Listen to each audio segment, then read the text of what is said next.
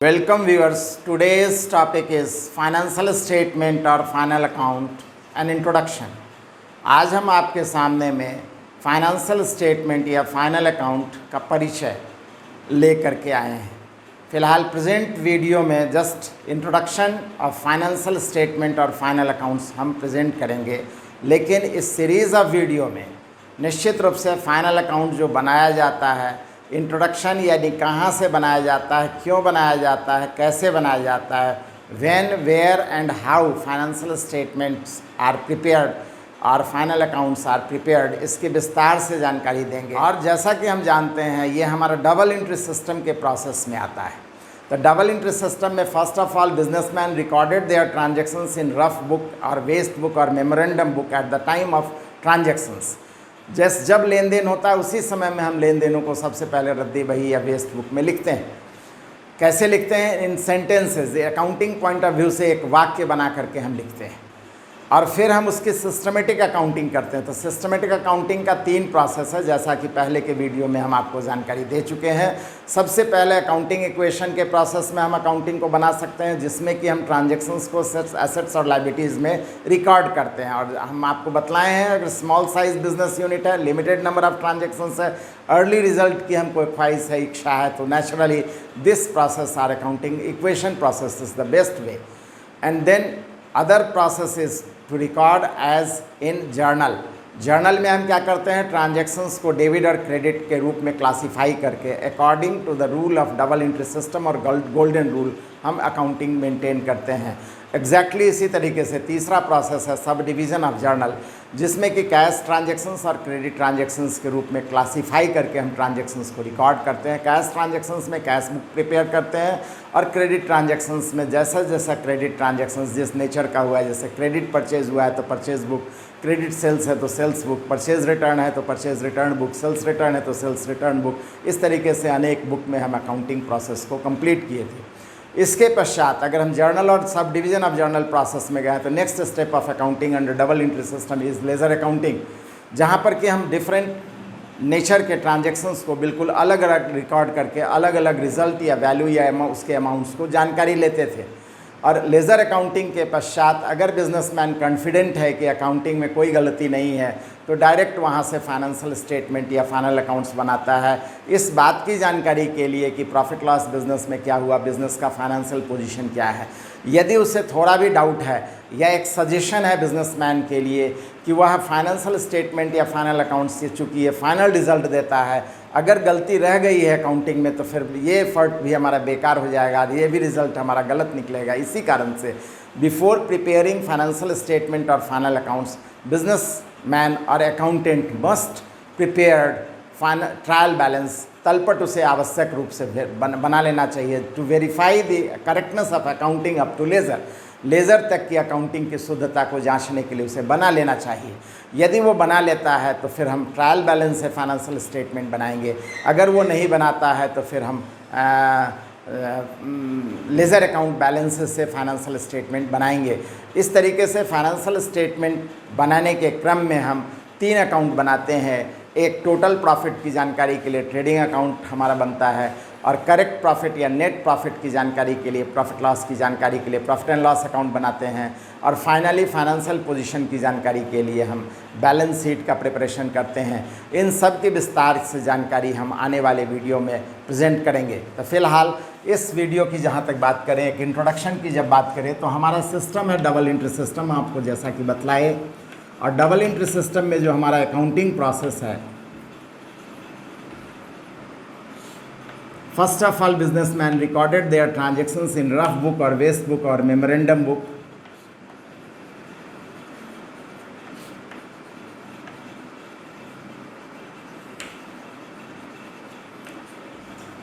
कब लिखता है इसमें? At the time of transaction, लेन देन के समय में।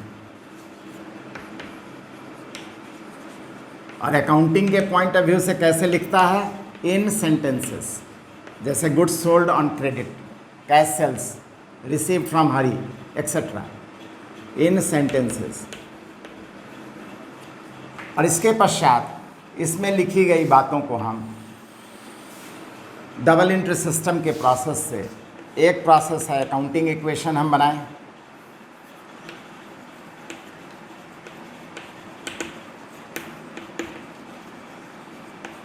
जैसा कि बतलाया, इसमें हम ट्रांजैक्शंस को लायबिलिटीज़ और एसेट्स के रूप में क्लासिफाई करके दिखलाते हैं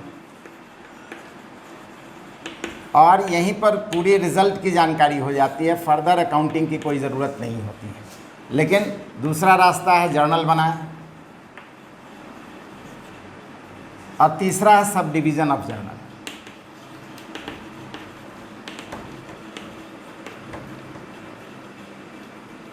इसमें ट्रांजैक्शंस को हम कैश ट्रांजैक्शंस और क्रेडिट ट्रांजैक्शंस में क्लासिफाई करते हैं।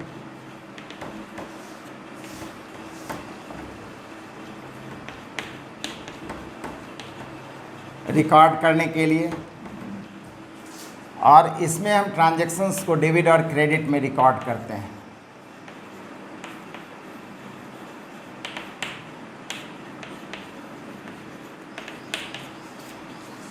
और इस दोनों में रिकॉर्ड करने के लिए हमारा गोल्डन रूल अप्लाई करते हैं। इसके पश्चात हमारा नेक्स्ट अकाउंटिंग प्रोसेस जो आता है वो लेजर अकाउंटिंग।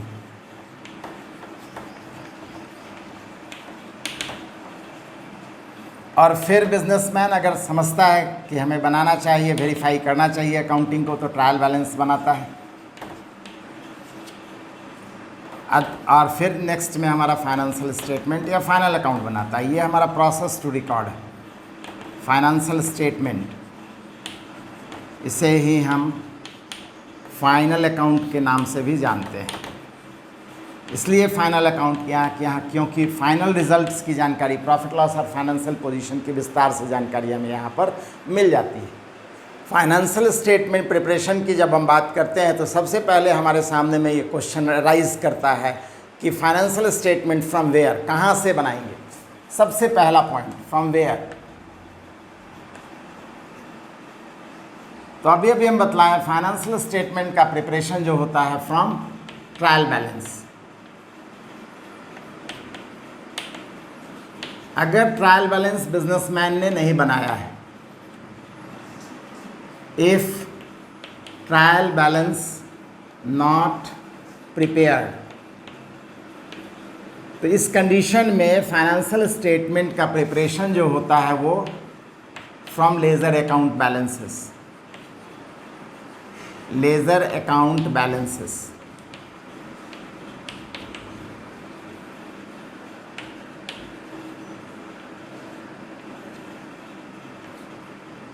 दूसरा क्वेश्चन हमारे सामने में है व्हेन, कब बनाते हैं। तो जहाँ तक इंडिया की बात करें, भारत की बात करें, तो भारत में इसमें काफ़ी मतभेद है। बिजनेसमैन निश्चित रूप से कब की जब बात आती है तो हर एक दिन प्रॉफिट लॉस नहीं निकालना चाहेगा, या ऐसे प्रॉफिट लॉस का कोई यूज़ या मतलब भी नहीं होता है। निश्चित रूप से प्रॉफिट लॉस जानकारी की जब बात आती है तो बिजनेसमैन प्रॉफिट लॉस किसी ऐसे पीरियड को लेकर के बनाता है जो कि अदर सिमिलर पीरियड में वो कंपैरेटिव हो सके। एवरी डे नॉर्मल नहीं रहता है या इक्वल नहीं रहता है। आज का परिस्थिति हो सकता है सब कुछ बहुत अच्छा है, मार्केट में अच्छा सेल हो जाए, लेकिन कल अगर बादल बिजली बरसात हो जाए तो नेचुरली हमारा जो सेल है इफेक्टेड हो जाएगा और आज का प्रॉफिट दूसरे दिन के प्रॉफिट से कंपैरेटिव नहीं होगा। एवरी मंथ भी हमारा कॉमन नहीं रहता है।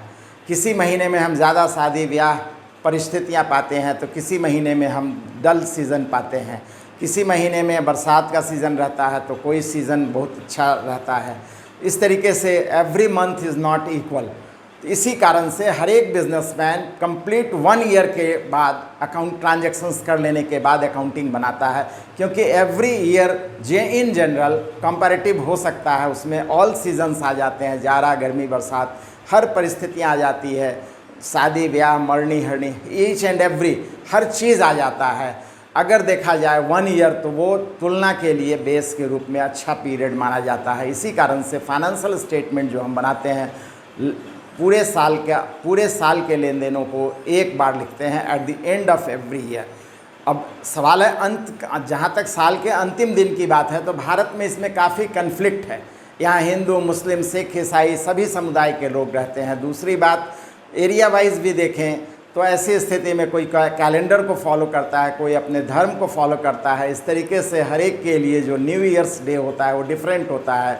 हिंदू को देखें तो दीपावली के दिन में नया नया रजिस्टर्ड अकाउंटिंग सब कुछ नया लेते हैं, पुराने को बंद कर देते हैं। यानी इसका मतलब है दीपावली के एक दिन पहले वो फाइनेंशियल स्टेटमेंट या फाइनल अकाउंट्स प्रिपेयर करेंगे। मुस्लिम्स को देखें तो उनका न्यू ईयर्स मुहर्रम का दिन होता है, मुहर्रम के जस्ट एक दिन पहले वो अपना अकाउंटिंग को क्लोज़ करेंगे। साउथ में देखें तो पोंगल या आपका 14 जनवरी को न्यू ईयर्स डे के रूप में मनाया जाता है, तो वो आपका 13 जनवरी को एवरी 13 जनवरी को अकाउंटिंग बनाएंगे, फाइनेंशियल स्टेटमेंट बनाएंगे। अगर हम कैलेंडर को देखें तो 31 दिसंबर ईयर का लास्ट डेट होता है, उस दिन अकाउंटिंग बनाई जाएगी। अगर हम अपने फाइनेंशियल ईयर को देखें तो 31 मार्च हमारा लास्ट डेट होता है, उस दिन फाइनेंशियल स्टेटमेंट बनाएंगे। एकेडमिक ईयर को देखें तो हमारा 1 जुलाई से एकेडमिक सेशन स्टार्ट होता है, 30 जून हमारा लास्ट डे ऑफ एकेडमिक है, उस दिन फाइनेंशियल स्टेटमेंट बनाएंगे। और भारतवर्ष में हर एक धर्म जाति हर एक सिस्टम को बिल्कुल आज़ादी से फॉलो करने का अधिकार है, उसमें कोई प्रतिबंध नहीं है, किसी तरह का कोई रिस्ट्रिक्शंस नहीं है। इसका मतलब साफ है कि बिजनेसमैन के ऊपर डिपेंड करता है, वो किसी भी दिन बना सकता है, किसी भी दिन साल का अंतिम दिन अपना मान सकता है निश्चित रूप से। तो इस कंडीशन में उसे याद रखना है, लास्ट 365 डेज ट्रांजेक्शन्स को उसमें रिकॉर्ड करना है और वंस इन ए ईयर उसे फाइनेंशियल स्टेटमेंट बनाना है। जैसा कि बतलाए, एक पर्टिकुलर ईयर को देखें तो वो कंपैरेटिव हो सकता है, इसलिए साल में एक बार और जिस दिन भी बनाएगा वो पिछला 365 दिन के ट्रांजेक्शन्स को लेकर के बनाएगा। तो इसमें सबसे ज़रूरी चीज़ आ गया once in a year with last 365 days transactions. जिस दिन भी बनाएगा 365 दिन पुराना लेन देन को लिखेगा।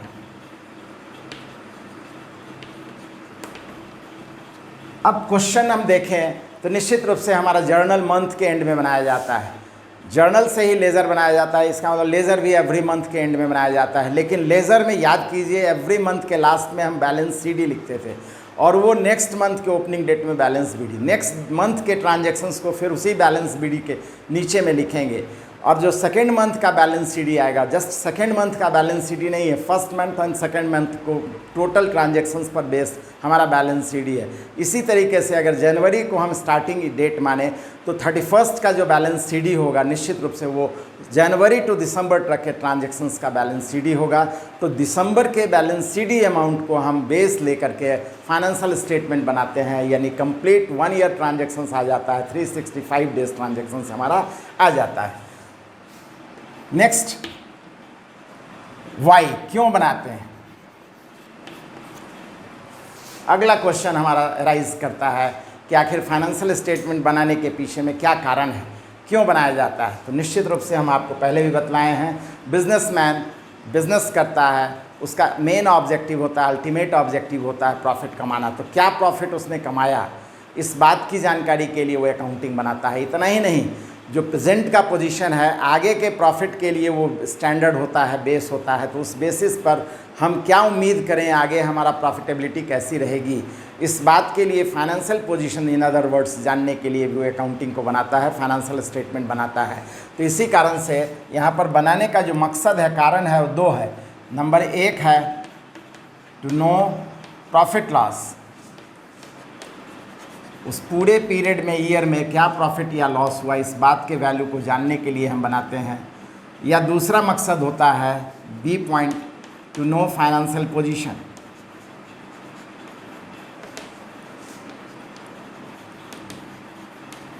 निश्चित रूप से मकसद यहाँ पर एक से ज़्यादा है, इसीलिए यहाँ पर जो फाइनल अकाउंट में या फाइनेंशियल स्टेटमेंट में अकाउंट प्रिपेयर किए जाते हैं वो एक से ज़्यादा अकाउंट प्रिपेयर किए जाते हैं।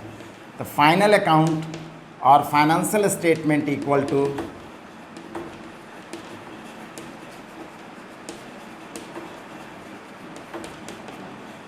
एक है हमारा, यहाँ पर ट्रेडिंग अकाउंट प्रिपेयर करेंगे हम, व्यापार खाता,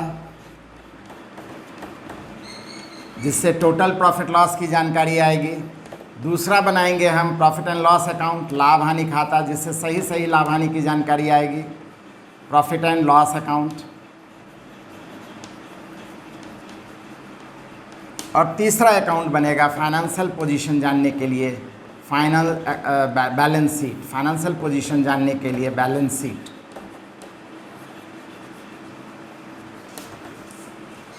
इसको पीएल अकाउंट भी कहते हैं, इसको B/S बैलेंस शीट को हम इस नाम से भी जानते हैं। इन सब को हम कहाँ से बनाएंगे, याद रखेंगे तो फ्रॉम ट्रायल बैलेंस और फ्रॉम लेजर बैलेंसेस।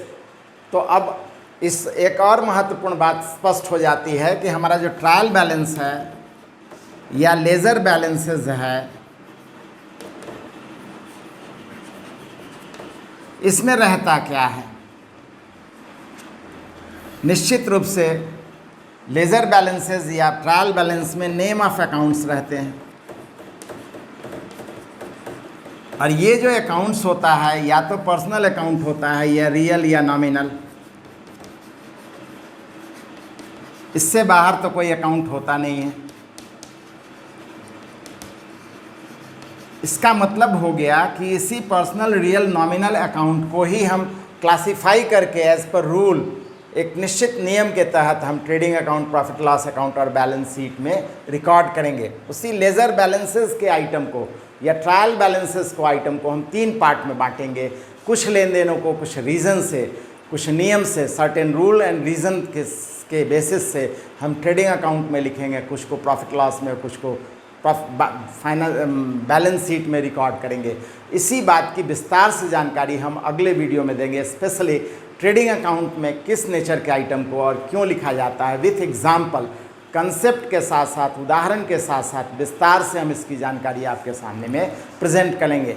तो फिलहाल इस प्रेजेंट वीडियो में हम आपको बतलाए कि फाइनेंशियल स्टेटमेंट या फाइनल अकाउंट्स जो बनाया जाता है वो कहाँ से बनाया जाता है, क्यों बनाया जाता है, कब बनाया जाता है और कैसे बनाया जाता है। ये हमारा जो हुआ फाइनेंशियल स्टेटमेंट या फाइनल अकाउंट, ये प्रिपरेशन की बात या इसके मीनिंग की बात हुई। तो ये हो गया हाउ, कैसे बनाया जाता है। तो हाउ में बतलाए कि 3 अकाउंट बनाए जाते हैं, एक ट्रेडिंग अकाउंट, दूसरा प्रॉफिट लॉस अकाउंट और तीसरा बैलेंस शीट। और इस हाउ की जानकारी विस्तार से अगले क्लास में हम जानकारी देंगे, एक एक करके। सबसे पहले ट्रेडिंग अकाउंट प्रिपरेशन की जानकारी, फिर प्रॉफिट लॉस की प्रिपरेशन की जानकारी और फिर बैलेंस शीट प्रिपरेशन की जानकारी हम विस्तार से देंगे।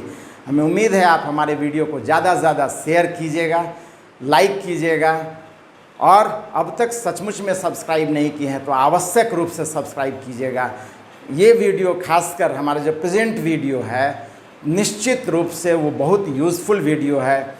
वो प्राइमरी लेवल से लेकर के हायर लेवल तक कहीं पर भी आप चाहे किसी भी लेवल के स्टूडेंट हों, आपके लिए ये बहुत ज़रूरी है जानना। हर जगह इसकी उपयोगिता है, यूटिलिटी है। इसको अगर आप दिमाग में रखते हैं तो अकाउंटिंग निश्चित रूप से आगे में काफ़ी मदद करेगा, काफ़ी हेल्पफुल होगा। और इसका यूज़ बनाने का भी यूज़, चाहे सोल ट्रेडिंग बिजनेस से रिलेटेड, पार्टनरशिप या कंपनी से रिलेटेड अकाउंटिंग, किसी भी फील्ड में आप जाते हैं तो इसकी अकाउंटिंग आपको सीखना ही पड़ता है, बनाना ही पड़ता है। इस कारण से हमें उम्मीद है, हम दोबारा आपके सामने में कह रहे हैं कि खासकर इस सीरीज़ ऑफ वीडियो को और आज के बातों को या आने वाली बातों को आवश्यक रूप से ध्यान से देखिए, शेयर कीजिए, सब्सक्राइब कीजिए। Thank you.